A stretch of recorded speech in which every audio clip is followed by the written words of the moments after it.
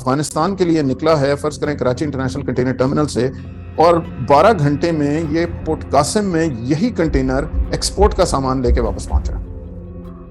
اب اس بات کی کوئی تک نہیں بنتی، کیونکہ یہ کنٹینر جو کراچی سے افغانستان کے لیے چلا ہے، اور تو یہ تو پشاور جائے گا، پشاور سے پھر یہ بارڈر کراس کرے گا، اس کو 10 سے 12 دن لگیں گے اس پورے پروسیس میں، پھر وہاں پہ پھینکے گا سامان، پھر یہ کنٹینر واپس آئے گا، تو کم از کم یہ 15 دن کا سائیکل ہونا چاہیے، پھر ایکسپورٹر اس کو لے گا، پھر اس میں ایکسپورٹ کا سامان ڈالے گا۔ یہ کنٹینر 12 گھنٹے میں یہاں سے نکلا اس ٹرمینل سے اور اس ٹرمینل میں واپس پہنچ رہا ہے کیو آئی سٹی میں، تو یہ کنٹینر تو پشاور نہیں گیا۔ پہلے تو میں نے کہا کہ اوکے یہ اسٹرنگ پہ ذرا لڑکوں کا وہ ڈیٹا والوں کو کہ یار مجھے ذرا یہ دکھاؤ کہ ایسے کتنے کنٹینر ہیں جو کہ افغانستان گئے ہیں لیکن یہ سے 12 گھنٹے میں واپس آ گئے۔ تو منٹوں میں میرے پاس کوئی 150-200 کی لسٹ آ گئی کہ جی صاحب یہ پچھلے ہفتے کے یہ کیسے، انہوں نے اپنے سسٹم میں چیک کیا، ہاں جی بالکل آئے ہیں، فلانے جہاز پہ چڑھا ہے، یہ تصویریں موجود ہیں، یہ فلانا موجود ہے، یہ ٹرک نمبر موجود ہے، یہ سب کچھ ہے۔ تو اس کا مطلب ہے کہ کنٹینر نہیں جا رہا۔ ہم نے وہ اٹھائے اور وہ ایک سیمپل لسٹ اٹھا کے 150-200 کنٹینرز کی، میں نے ایک لیٹر لکھا، اپنے کلیکٹر سے بات کی اور وہ اٹھا کے ہم نے فیڈرل بورڈ آف ریونیو بھیج دیا کہ جناب السلام علیکم، ہمیں یہ لگ رہا ہے کہ کنٹینر جو کراچی سے نکل رہے ہیں پشاور جانے کے لیے وہ بارڈر کراس نہیں کرتے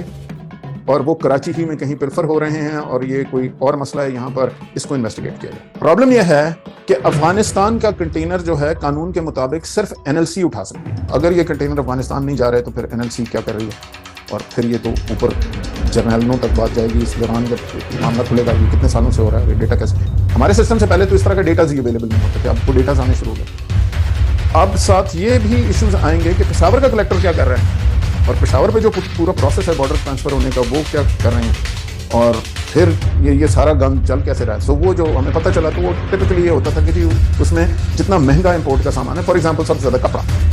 جس نے کراچی میں بکنا ہے، کراچی اس کی مارکیٹ ہے، فلانا ہے، وہ ایک کنٹینر پہ کوئی 20 سے 22 لاکھ روپے کی ڈیوٹی تھی، اس پہ ڈیل ہوئی تھی 6 یا 7 لاکھ روپے وہ دیتے تھے، یہیں سے کنٹینر اٹھاتے تھے جا کے اپنے گودام میں خالی کرتے تھے، لیکن بیوقوفوں سے یہ بھی صبر نہیں ہوتا تھا کہ کم از کم کنٹینر ہی 15 دن کھڑا رکھو، ٹھیک ہے جی، کیونکہ سر جب سب بھی ملے ہوئے تھے اس میں،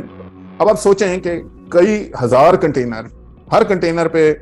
5 لاکھ 8 لاکھ جو بھی ان کا طے ہے وہ چل رہا ہے، اور ہر ایک کو سہولت ہے، سب میں پیسے بٹ رہے ہیں، اچانک ہم سسپینڈ ہو گئے، صرف میں نہیں میری پوری ساری ٹیم ہم سسپینڈ ہو گئے۔ قانون یہ کہتا ہے کہ 90 دن کے اندر اندر اگر آپ کسی سول سرونٹ کو سسپینڈ کرتے ہو تو آپ نے اس کو وجہ بتانی ہے کہ بھائی مجھے کیوں آپ نے سسپینڈ کیا، میں نے کیا کہا دس از واٹ دی لا از۔ ہمیں 1.5 سال تک کسی نے شو کاز نوٹس ہی نہیں دیا، یہی نہیں بتایا کہ بھائی آپ کو کیوں سسپینڈ کیا گیا۔ ہم جس کے پاس جاتے تھے بس سب آئیں بائیں شائیں کر کے چپ جاتے تھے۔ We did not understand, later on we found out کہ جی ہمارے خلاف ISI نے رپورٹ کی، جنرل تھے آصف یاسین، بعد میں کور کمانڈر بنے، DG براوو تھے اس وقت ISI میں، اور انہوں نے ایک رپورٹ انیشیٹ کی کہ جی یہ جو پیکس کی ٹیم ہے یہ CIA کے ایجنٹ ہے، خاص طور پہ عاشر صاحب جو ہیں یہ ویسے بھی کینیڈین بھی ہیں اور یہ کرسچن بھی ہیں، اور یہ CIA سے آرڈر لے کے آتے ہیں، اور پاکستان کا اسٹریٹجک جو ڈیٹا ہے یہ امریکہ کو دکھایا جاتا ہے۔ اس کے بعد کیا ہوا جی، کیونکہ ہم CIA کے ایجنٹ تھے تو we were all suspended and no، کئی دفعہ سنا ہوگا کراچی بددمنی کیس بھی اس کو کہتے ہیں، جس میں جا کے مانا گیا سپریم کورٹ کے جج کے سامنے کہ جی 50 ارب روپے کی کم از کم کرپشن ہوئی ہے کسٹمز میں۔ Chairman central board of revenue یہ مان کے آیا ہوا ہے، آج تک اس پہ 1 ٹکے کی ریکوری نہیں ہوئی، کیونکہ سب میں 1998 میں آپ نے سول سروسز اور ووٹر کدھر ہے، کلیکٹر کدھر ہے، بینک کدھر ہے، فلانا کدھر ہے، تو کلیکٹروں کی یہ اب تو ہمیں 500 کلیکٹروں کی ضرورت ہی نہیں رہی، ہمیں ٹوٹل 6 کلیکٹر چاہیے، ٹھیک ہے، اسی حساب سے ہمیں ڈپٹی کلیکٹر چاہیے، آپ کی گورنمنٹ بھی لین ہو جاتی ہے۔ لیکن مجھے تو مارنے کو ساری دنیا تیار تھی نا، میں تو دشمن تھا اپنے ڈپارٹمنٹ کا، کیونکہ میں نے تو پوسٹیں ہی نہیں کریٹ ہونے دے رہا۔ سسپینشن کے بعد آپ کی ملاقات ISI کے کچھ آفیشلز کے ساتھ ہوتی ہے، کچھ آپ اس میٹنگ کے بارے میں بتائیں گے؟ یہ سارا معاملہ چلا اور فلانا ہوا تو I wrote a letter to Asif Yasin and I said کہ جی if you want to hear the story میں volunteer نا، روز میرے پیچھے ISI کی گاڑیاں چل رہی ہیں، میرے فون تم سن رہے ہو، میں گھر سے باہر نکلتا ہوں میرے پیچھے گاڑی ہوتی ہے، میں گھر کے اندر گھستا ہوں باہر گاڑیاں کھڑی ہیں، you are trying to intimidate me, why? You know, just call me, what's your problem? تو جب I went to a safe house F10 میں تھا ایک، اور وہاں پہ ایک بریگیڈیئر صاحب تھے اور ایک کرنل صاحب بھی بیٹھے ہوئے تھے، باتیں چلنی شروع ہوئی، میں نے اس کو سارا ایکسپلین کیا کہ جی آپ ملک کا سیکورٹی ڈیٹا ملک سے باہر جاتا ہے۔ میں نے کہا یار پہلی تو بات یہ ہے کہ آپ نے آج تک کسٹمز میں آٹومیٹڈ سسٹم میں آپ نے بل آف انٹری فائل کی ہے فوج نے؟ کہ جی نہیں۔ تو میں نے کہا بھائی تو جب ہمارے کمپیوٹر میں جو انفارمیشن آتی نہیں وہ ہم کسی اور کو کیسے بھیج سکتے ہیں 2 منٹ لیں کہ جی میں CIA کا ایجنٹ۔ دوسری بات، کیا پاکستان کی اپنی شپنگ لائن ہے؟ کہ جی نہیں۔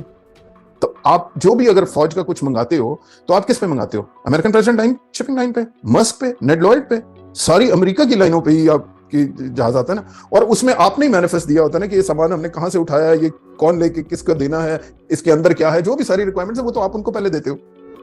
तो आप ये कह रहे हैं, मुझ पे इल्जाम ये है कि जो आपने एपीएल को बताया था वो एपीएल से सुन के मैंने उनको वापस बताया। तो आपका दिमाग ठीक है, ठीक। और सवाल ये है कि ये जो सर्वर्स हैं, क्या इनकी एडमिनिस्ट्रेशन, मैं तो डिजाइनर ऑफ द सिस्टम हूँ, प्रोसेस फ्लो हूँ, मैं कोई कोडर नहीं हूँ, मुझे ना कोडिंग आती है, ना मैं कोई नेटवर्क एडमिनिस्ट्रेटर हूँ, ना ये काम मुझे आता है। वो तो आपके आईटी के बंदे हैं जो कि प्राल ने लगाए हुए हैं, और जो आपके सर्वर हैं ये फिजिकली 2 स्टील डोर्स के पीछे फलानी जगह हैं।